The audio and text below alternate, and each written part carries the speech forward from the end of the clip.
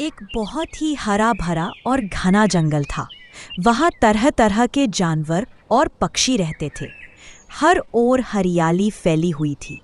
उसी जंगल के एक विशाल और पुराने पेड़ पर एक चिड़िया अपने दो छोटे बच्चों के साथ रहती थी। चिड़िया उन बच्चों से बहुत प्यार करती थी और उनकी देखभाल बहुत ही अच्छे से किया करती थी। वह उन बच्चों के लिए जंगल से मीठे फल और अनाज लाकर उन्हें खिलाया करती थी। बच्चों, मैं जंगल जा रही हूँ तुम्हारे लिए खाना लाने। जब तक मैं ना आऊं, तुम लोग इस घोंसले से बाहर मत जाना और चुपचाप यहीं बैठे रहना। मैं तुरंत वापस आती हूँ। तुम दोनों अपना ध्यान रखना। ठीक है मम्मा, आप जाओ और जल्दी वापस आना। मैं आपका इंतजार करूंगी। आपके आने तक हम यहीं बैठकर खेलेंगे। जब आप चली जाती हो तो हम दोनों यहीं बैठकर खेलते हैं और आपका इंतजार करते हैं। हमें भी आपके बिना घर में मन नहीं लगता। आप जल्दी वापस आ जाना। मेरे प्यारे बच्चे, कितने समझदार हो तुम।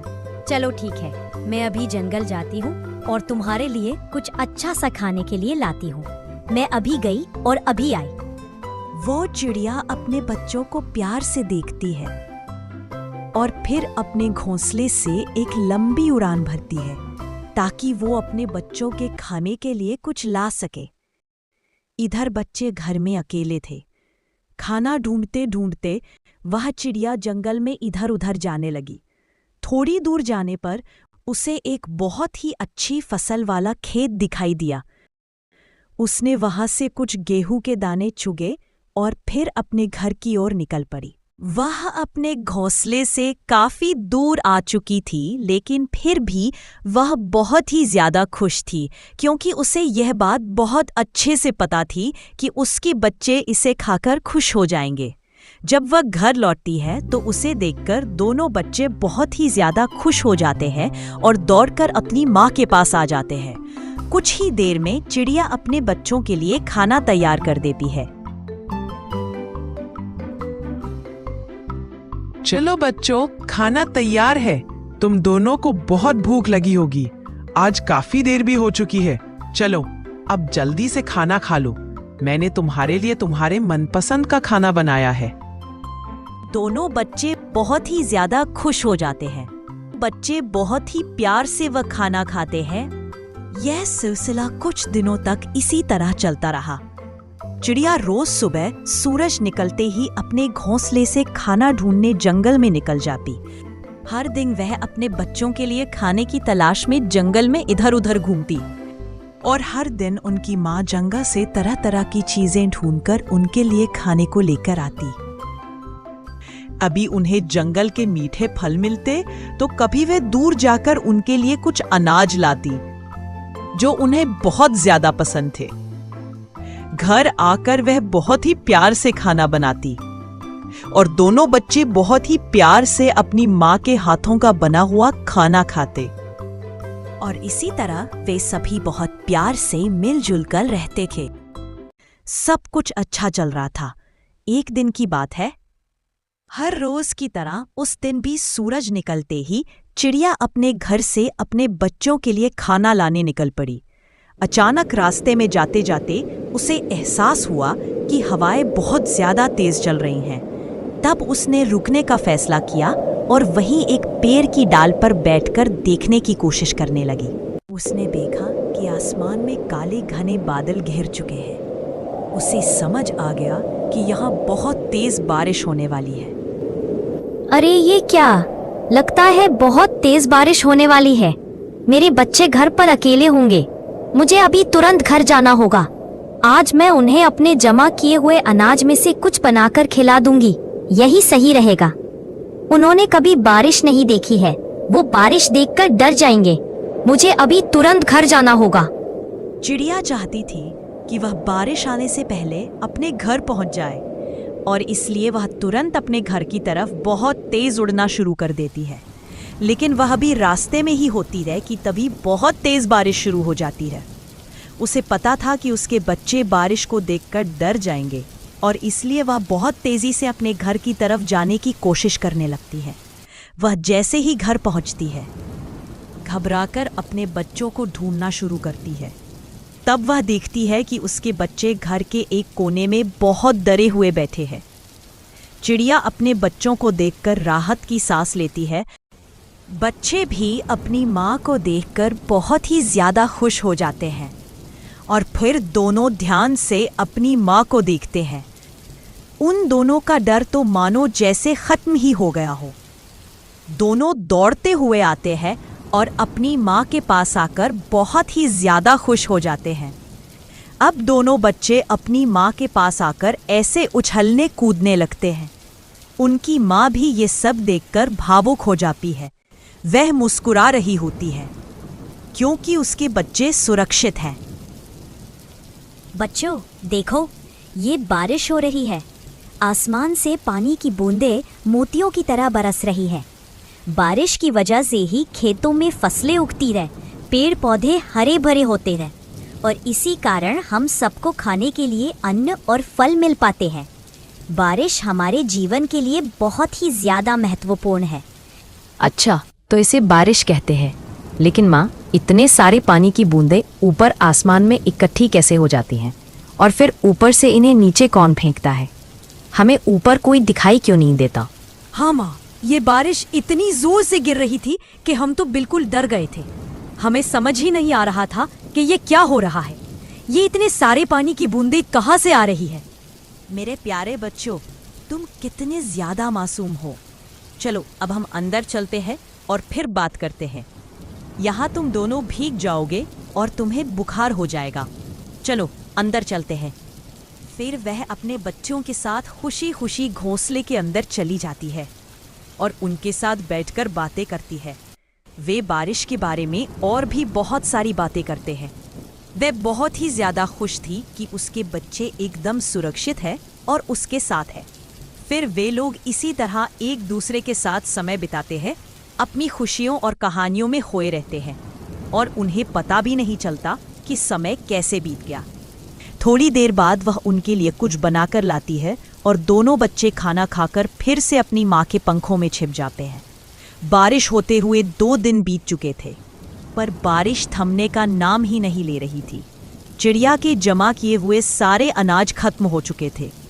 अब चिड़िया बस भगवान से यही प्रार्थना कर रही थी कि किसी भी तरह यह बारिश रुक जाए, नहीं तो उसके बच्चे भूखे ही मर जाएंगे। चिड़िया अपने घोंसले से बाहर झांकती है और देखती है कि बारिश बहुत तेज हो रही है। बारिश रुकने का कोई नामो निशान नहीं है।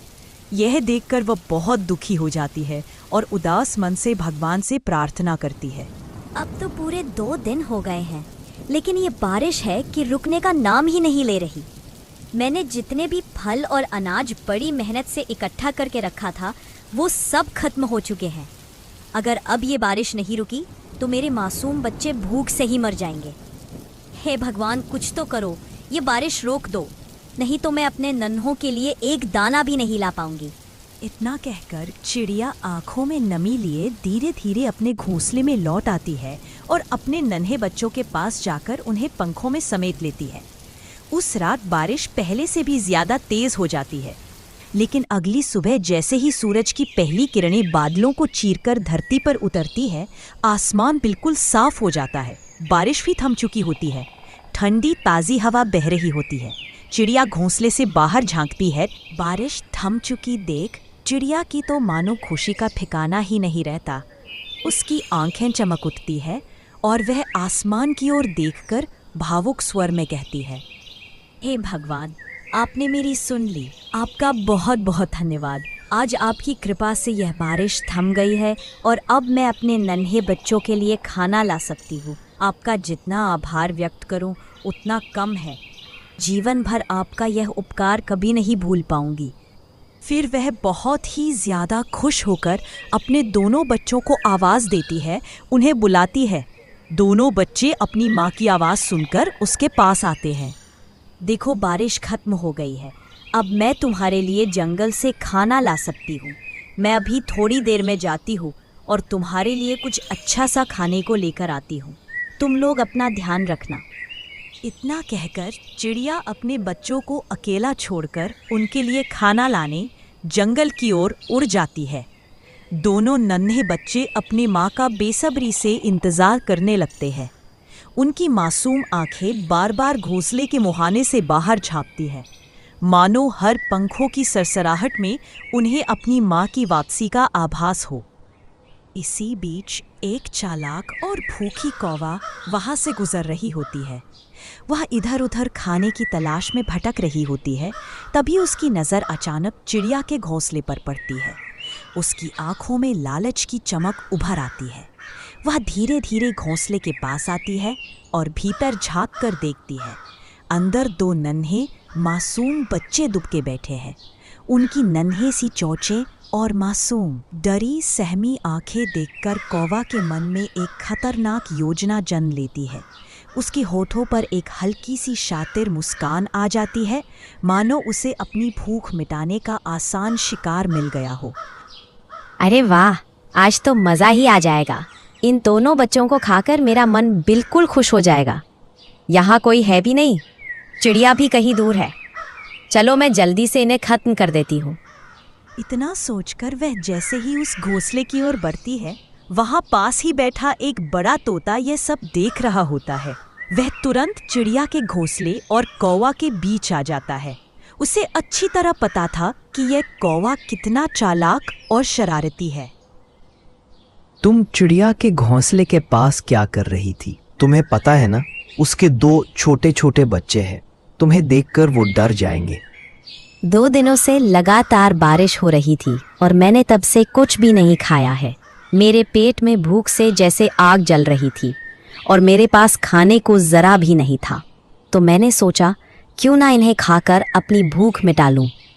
अगर तुम्हें इतनी भूख लगी है तो तुम जंगल जाओ और वहाँ से कुछ खा लो। भूख का मतलब यह नहीं है कि तुम इन नन्हे बच्चों को खाकर अपनी भूख शांत करोगी। मेरे पास तो खाने को कुछ भी नहीं है। एक काम करो, तुम मेरे लिए इस जंगल से कुछ खाने को लेकर आओ, मैं उसे खा लूंगी। फिर मैं उस चिड़िया के इन बच्चों को छोड़ दूंगी। अगर तुम्हें यह मंजूर है तो ठीक है, नहीं तो मैं इन्हें खा लूंगी। मुझे मंजूर है। मैं अभी जंगल जाता हूँ और वहाँ से तुम्हारे लिए जंगल का सबसे बेहतरीन खाना लेकर आता हूँ। तुम यहीं रुको। इतना कहकर वह तोता फुर्ती से अपने पंख फैलाता है और जंगल की ओर उड़ पड़ता है। हवा में उसकी उड़ान तेज और सीधी थी, मानो उसके दिल में सिर्फ एक ही मकसद हो, उन मासूम बच्चों को बचाना। वह जंगल के सबसे सुंदर और हरे भरे हिस्से में पहुंचता है, जहां फूलों की खुशबू और फलों की मिठास बसी होती है। वह सावधानी से सबसे बेहतरीन रसीले फल चुनता है, पेड़ों की डालियों से ताज़े बीज तोड़ता है और रंग बिरंगे फूल भी साथ ले लेता है, ताकि कौवे का मन भी भर जाए। उसकी आंखों में जल्दी लौटने की बेचैनी साफ झलक रही थी, क्योंकि हौसले में 2 नन्ही जिंदगियां उसकी उम्मीद पर टिकी थीं। इन सबको अपने पंजों में थामकर वह तेजी से वापस घोंसले की ओर उड़ पड़ता है। वहां जाकर वह घोंसले के सामने एक कटी हुई पेड़ की शाखा पर वह सब रख देता है और फिर इधर उधर देखने लगता है। जब उसे कौवा कहीं दिखाई नहीं देता तो वह उसे आवाज देकर बुलाने की कोशिश करता है। कौवा वहां आ जाती है और पलों को देखकर वह खुश नहीं होती है। उसका मन तो नन्हे बच्चों का मांस खाने का ही था।